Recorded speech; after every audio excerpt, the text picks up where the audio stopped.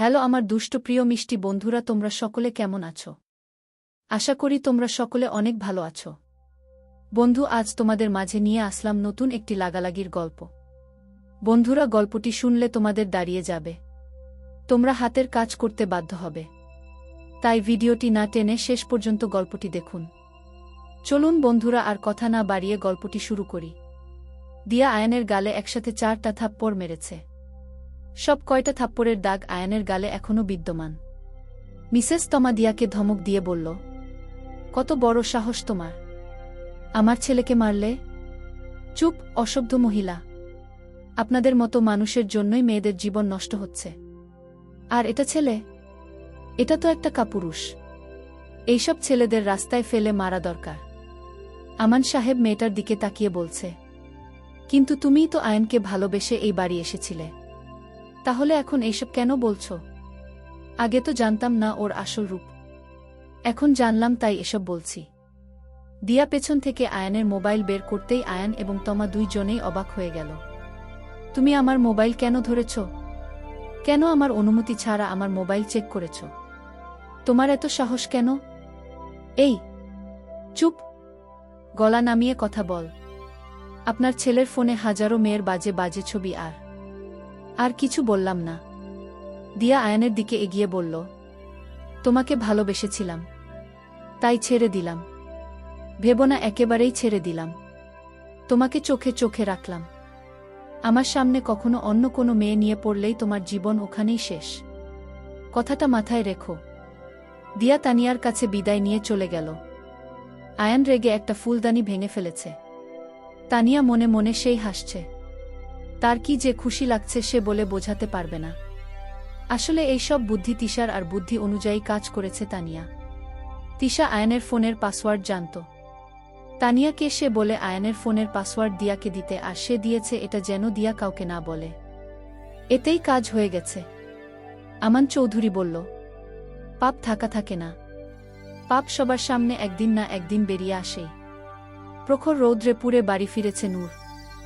জামাল সিকদারের ছোট মেয়ে ফাতেমা বেরিয়ে ভাইকে এক গ্লাস পানি দিতে যাবে, তার আগেই তিশা পানিটা নিয়ে নিজে গেল নূরের কাছে। নূর তিশার দিকে একবার তাকিয়ে পানিটা নিয়ে বলল, একটু মাকে ডেকে দে তো, মামি তো বাড়ি নেই, নুহার মাদ্রাসায় গেছে। ও, তাহলে ফাতেমাকে ডেকে দে।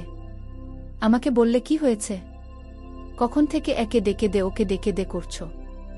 আমাকেই বলো। খিদে পেয়েছে, ভাত দে। দে ভাত দে। মামি তো রান্না করে রেখে যায়নি, এই জন্যই তো তোকে বলিনি। এখন বললাম, এখন দে, ভাত এনে দে। আচ্ছা আচ্ছা, তুমি রাগ করো না, আমি দেখছি। সব সময় 2 লাইন বেশি বোঝে, পাকা মেয়ে। ফাতেমাকে দিয়ে নিচ থেকে আমেনা আন্টির থেকে ভাত আনাবো। আম্মু বলে গেছিল আসতে দেরি হলে ওখান থেকে এনে খেতে, তাই তো ফাতেমাকে ডেকেছি। তিশা মাথা চুলকাতে চুলকাতে বলল, আচ্ছা আমি ওকে পাঠাচ্ছি। শোন, তোর ভাইয়ের খবর জানিস? কার? আয়ানের? হ্যাঁ, একটা ভালো ভোলা ভালা মেয়ের সাথে নাকি বাটপারি করতে গিয়েছিল, মেয়ে সব ধরে ফেলেছে। কখন হয়েছে এই কাজ? বিকেলে। আমাকে আঙ্কেল ফোন করে বলল। বাবা ফোন করেছিল তোমাকে?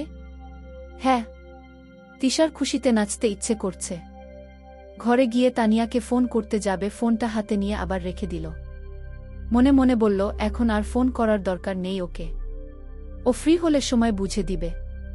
তার চেয়ে ভালো মাকে ফোন করা যাক, দেখি তার আদরের ছেলে নিয়ে তার কি মতামত। নিশ্চয়ই দিয়া মেয়েটা তাকেও ধুয়ে দিয়ে গিয়েছে। মিসেস তমা চোখ মুখ রাগে লাল করে বসে আছে সোফায়।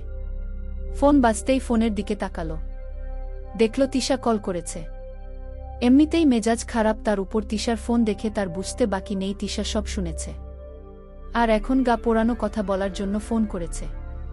তিশার ফোনটা কেটে দিল সে। তিশাও হারা মানছে না, বারবার ফোন করছে, আর তমাও বারবার কাটছে। তিশা বিরক্ত হয়ে আমান চৌধুরীর মোবাইলে কল করল। সে ফোন ধরলেই তিশা বলল, মার ফোনে কি আগুন লেগেছে? বারবার কেটে দিচ্ছে কেন? ফোনে না রে মা, মনে আগুন লেগেছে। মনে? আমান চৌধুরীর দিকে আগুন চোখে তাকিয়ে আছে তমা। না পারছে কিছু বলতে আর না পারছে কিছু করতে।